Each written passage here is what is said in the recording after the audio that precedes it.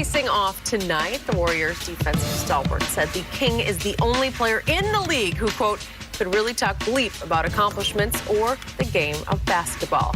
Shannon, what do you make of this? I'm surprised to hear Draymond say that, but Draymond has 3 rings. Only LeBron James has more. So he said, well, how you going to talk junk to me when you got fewer rings than me? So what are you talking about? We play this game for championships. Only one guy currently playing in the NBA has more than me.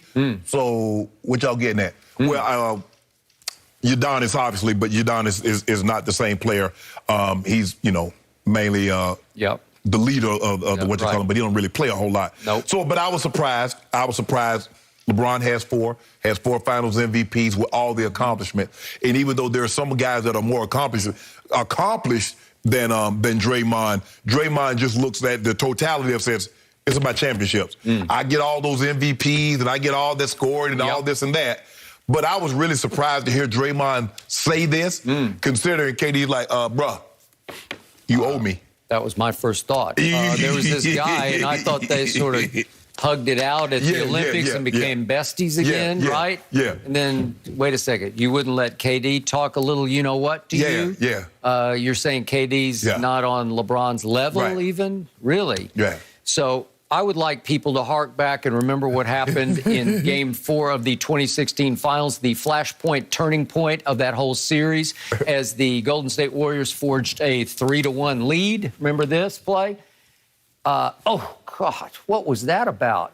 Well, what it was about was, here we go, that Draymond had called, they got into it, and then they got into it on the other end, and there was a little shot to the groin area. But do you remember what had happened? Draymond audibly, for people in the third row, called LeBron the B word. He said, you a boss, man. Yeah, you're a boss. Yeah, except it was a different B word than boss. And they go up the floor and get tangled up, and Draymond proceeds to kick LeBron in the midsection, right? And Kiki Vandeweghe said, I have seen enough. You are gone for Game 5. So but Draymond had did that a couple of times. I think he had gotten Steven Adams. Steven Adams, he did. He had a little track record going. And so Kiki Vandeweghe did something I have never seen and never thought I would see in a finals. He took a primary piece away from Golden State for Game 5 back at Golden State, and you know the rest of the story. Historic comeback by LeBron, Kyrie, and company, right?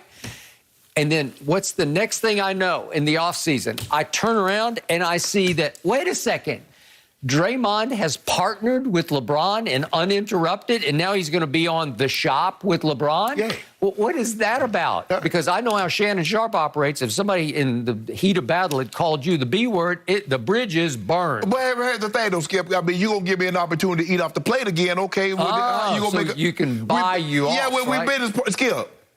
I mean, hold on. You just said Ben Simmons should forgive and forget and go back and play for the Philadelphia 76ers. Okay, but nobody called him the B word that I'm aware of. I mean, it's worse than that. He said we came with a championship with you. Okay, but he asked for it because he didn't ask for that. He couldn't make a free throw to save his life or theirs. And the man said the reason why we lost the game is because we had a chance for a layup, and we made 1 free throw. Okay, what's LeBron's motto? Keep your friends close and your enemies closer. Skip, you know LeBron. So he tries to buddy up with his enemies, and all of a sudden they're his business partners. LeBron got a big heart. He got a big heart, Skip. He's got a big checkbook is what he's got. There you go. Well, he does. And he just bought him off, and Draymond just folded. Man, he ain't buying him off, man.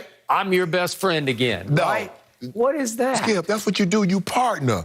Look at the owners. They be bickering, but if there's an opportunity for them to make money, they pool together. Okay, but then Draymond called KD the B word, and guess who was up out of there before you knew it? KD was gone to Brooklyn. And he was on Draymond's podcast. I said because they sort of hugged it out at the Olympics, right? But again, because of that, how could Draymond not pay a little respect to the real king who's in Brooklyn now? But I guess he's looking at it like, ain't nobody gonna really be talking. It's not like that, Skip. I mean, do guys really talk? I guess they do. You talking about, bro, you ain't got no rings or things like that, but. Well, KD just got a little more motivation, and don't think he doesn't take note of this. Don't think he doesn't. Skip, see, you always trying to start some. You always trying to start something. I'm trying to finish it right here. Exactly. Yeah. I was surprised that Draymond said that. But, hey, Hey. I mean, you got this king.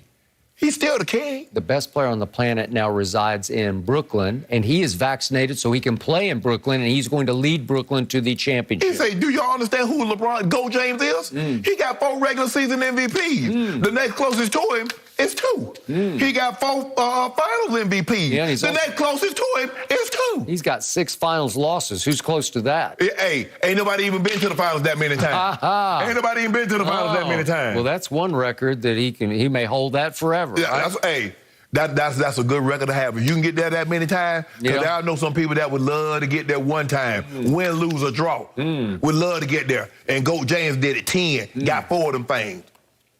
Your ears open, About to be KD. 5. Here we go. About to be 5. About to be 5 for 10. I just can't believe it's starting tonight. Our guys give their predictions for Russell Westbrook's Lakers debut. We are hours away. Don't go anywhere. I can't wait to hear what you guys have to say next. And the Nets always stay in the headlines. LeBron's Lakers may have the biggest spotlight on them. The team looks to integrate its reworked roster of veterans, while the biggest question mark obviously being how former MVP Russell Westbrook will work playing alongside the King. We're now joined by First Things First co-host Chris Broussard. Chris, will LeBron and company win it all with Russ as the new point guard? No. And if they do win it all, Russ will only be the point guard in name only. I mean, there's no way they're winning the championship with Russ as the primary decision maker. All right, that has to be LeBron James. I'm telling you guys, I was so relieved in the preseason when I saw LeBron bringing the ball up court, because he was kind of playing like he always has, and they're going to need him to do that. Look, I saw some good things with Russ off the ball. Like they had him doing backdoor cuts and things like that. They could be really good with that because with his athleticism, he could be a great cutter and mover off the ball. So I think they need to do a lot of that. But they can't win it with him being the primary decision maker.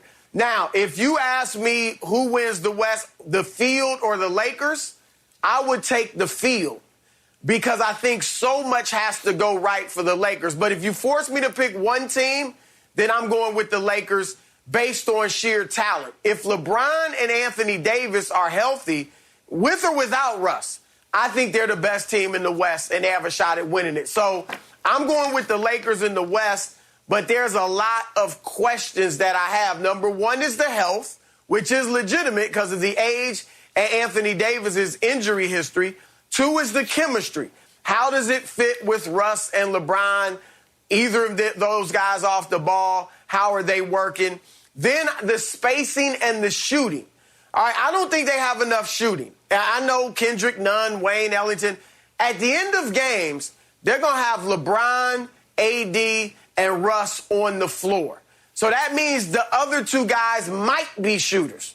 Might be. What if it's Dwight Howard? Now you got, what, 1 shooter out there? What if it's Carmelo Anthony out there? So they don't have enough shooting. And if I'm an opponent, I am backing down in the paint, daring, begging LeBron, Russ, and AD to shoot threes. And I'll contest on the other. If they got 2 other shooters out there, I'll contest on them. But the other 3, I might not even contest. I'll contest a little on LeBron. But Russ, I'm just challenging his manhood. I'm really challenging his ego and just giving him 7 feet. Go ahead and shoot it. Go ahead. And I'm going to challenge AD as well if he wants to float out there. So I think they're going to have challenges with their spacing, but I'm going to trust with their ability, their talent on that team and LeBron, that they can figure it out at least enough to get out of the West. Man, I'm looking at... I love that. I'm looking at the last 2 champions, 2019 and 2020. Who was knocking down late threes for the Bucks? Who's knocking down late threes for the Lakers? Both of those teams was terrible three-point shooting teams, especially come playoff time. Although Milwaukee was 5th in the league. In the regular season. Milwaukee was 5th in the league in threes last year. In the regular season. Regular season. How were they playing the postseason?